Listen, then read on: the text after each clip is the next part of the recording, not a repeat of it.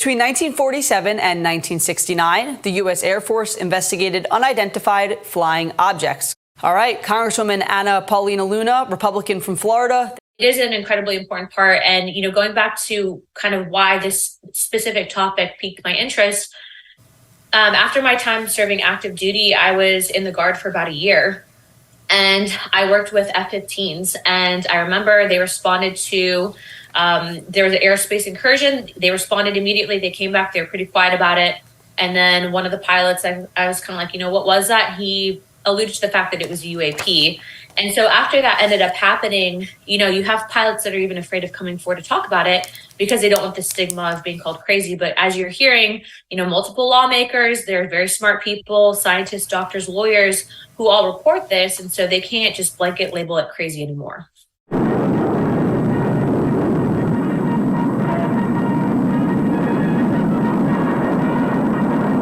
Signore, i ricognitori di Albuquerque hanno intercettato 2 oggetti volanti non identificati.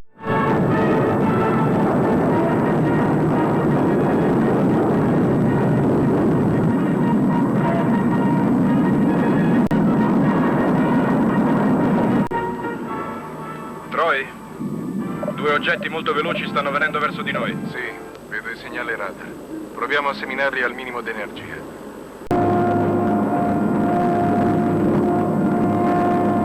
Raggio di portata, capitano. Tienili sotto tiro. Capitano, ci stanno seminando. Impossibile. I russi non hanno motori tanto veloci. Usciranno dal raggio di portata. Fuoco sul bersaglio. Troy, cercano di colpirci.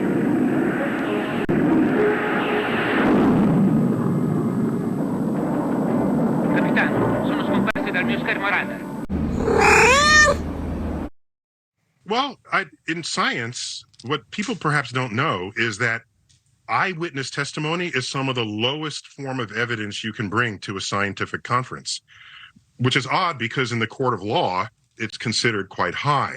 So here we are in these hearings thinking that the pedigree of the person delivering the information adds truth value to what they're saying. Whereas in science, part of what modernized science was our ability to create methods, tools, and machines to replace human senses in the reporting of what we experience. So I just need better data. Well, first of all, I think Neil is correct that it is a low form of proof, but now we have videotapes. Now we have hours of videotapes taken by Navy pilots, and we are analyzing them frame by frame to find out what kinds of physics is involved. And we're constantly shocked that if these things really do perform like we think they perform, then they exceed the capabilities of our aircraft and those of our enemies as well. And so we have to look at the data. And right now, we're still getting more data. And the good thing is that we're now being flooded with videotapes. Military pilots do not fear being fired anymore for reporting these things. We have more data than we can deal with right now. And that's a good thing. And that's what it takes, data. Things are going to live and die on the basis of data. Yeah, and you say we're in the middle of a change right now when it comes to UFO sightings. Tell me more about that. You say the burden of proof has shifted. What do you mean by that? That's right. It used to be that when you had farmers and school teachers talking about they saw something in the sky, the military would simply giggle, laugh, and say, ha, that's not proof. But now the burden of proof has shifted. Now the military has to prove that these are not extraterrestrial. Now that we have the videotapes showing that these things are executing things that we cannot use our own aircraft to duplicate, we ask the military, can you explain it now? So the burden of proof has shifted. The military has to now show that these aren't extraterrestrial, and so far they cannot. All right. Well, the problem is really that people like Neil are pretending they really care about data, but are not seeking the data. He is talking about it, but he is not practicing science. And what I'm trying to do is go to the Pacific Ocean, where we know there is an object that came from outside the solar system, and study it. Now, it's possible the government may have some materials, some evidence, that we have no access to. But, the sky is not classified, the oceans are not classified. And if Neil deGrasse Tyson was really curious about this question, he would have been seeking the evidence rather than saying, we don't have evidence, it's an extraordinary claim, you need evidence in order to say anything, but he's not actually doing it. And practicing science is very different from talking about science. He's talking about science. I'm practicing science. I write scientific papers, I publish, and I actually follow the evidence. And so that's what we try to do. Now, what I find strange is that many scientists resist this approach of trying to collect the evidence. Not only that they're not engaged in it, they are trying to push back and say it's a waste of time. And I say, you just sit back and relax. Let the science be done the way it should be done.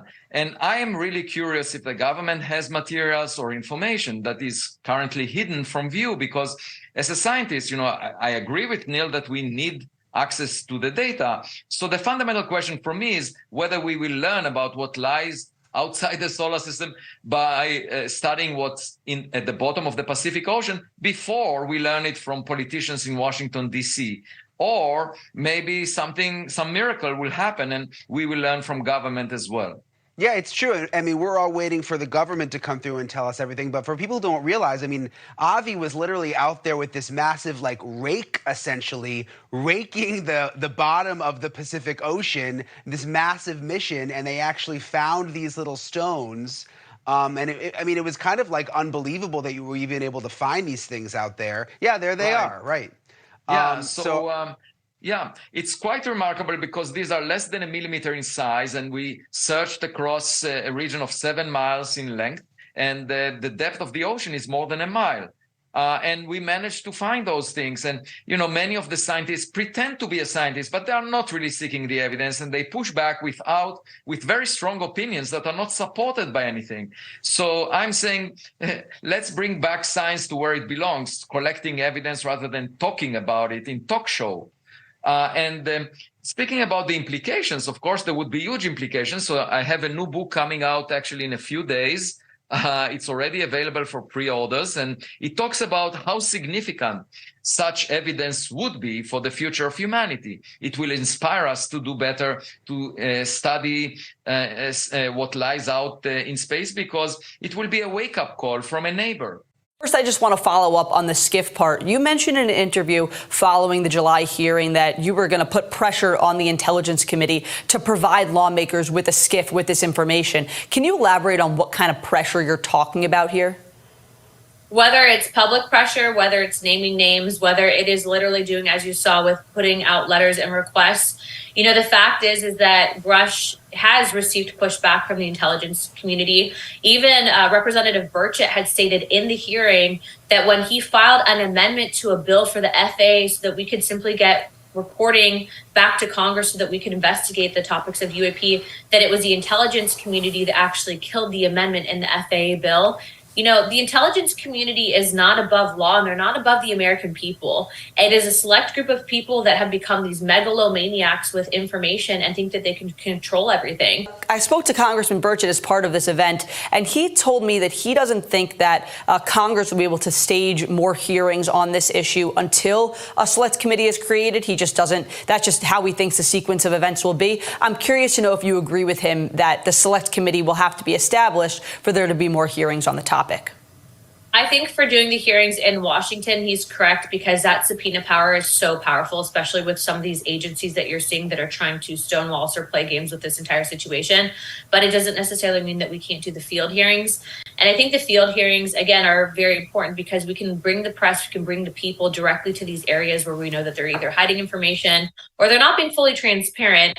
And then we can put the public pressure campaigns on that. But yes, Representative Burchett is correct. The select committee would be incredibly powerful. And I think that, it was Speaker McCarthy that actually basically allowed us to do this hearing. So I think that he is supportive, although I haven't heard back directly from his office because we signed on to the letter, but the letter did not come from our office initially. So it would be an update, I believe, from Representative Gates' office. So I know the latest congressional hearings seem to reveal more claims, specifically military officials who are saying that there are those who have seen the bodies of aliens. They have seen wreckage or crashed alien craft, also intact vessels of these UAPs. What are you making of all of this in this moment in time? I just want to get your thoughts. Well, I'm a physicist, and therefore we go frame by frame looking at these videotapes. We know, for example, that these objects can fly between Mach 3 and Mach 20, 20 times the speed of sound. They can zigzag and have G-forces in the hundreds, and they can drop 80,000 feet within just a few seconds. We need evidence. So if people say there are dead bodies, if people say there's wreckage of crashed UFOs and intact UFOs, then where's the beef? We want to see the hard evidence. And that's where we physicists can resolve the question, are they extraterrestrial or are they a balloon of some sort? Yeah, frame by frame. I mean, you're talking about something 20 times the speed of sound. To your knowledge, is that technology that humans possess at this time? Is it possible this is just a foreign nation? I doubt it. These objects can also go underwater as well. We have nothing like that. They can go underwater, drop 80,000 feet in a few seconds, and then fly up to Mach 20 to the edge of space. We have nothing at that level of technology. But that's why we need more data, more hearings on this to resolve once and for all. If we were given the wreckage, we physicists could analyze the metallurgy, analyze the chips, analyze the technology to decide once and for all, where does this object come from? And like I tell my friends, the next time you are kidnapped by a flying saucer, for God's sake, steal something. There's no law against stealing from an extraterrestrial civilization. We need the hard data. That's what we physicists live and die for, the hard data. Yeah, the hard data. I get that you live and die by evidence. I completely understand it. Coordinator for Strategic Communications at the National Security Council in the White House, John Kirby, not denying explosive claims from UFO whistleblower David Grush. Let's watch. David Grush, who sat on a U.S. Air Force panel on UAPs, he says that he was informed of a UAP crash retrieval and reverse engineering program based on interviewing 40 witnesses over 4 years. Does such a program exist, and do you believe that the American people deserve to know if it does? I have no information on that to provide for you today, one way or the other. I would just say what I said last week when I got asked about this. We obviously take the issue of unidentified aerial phenomenon seriously.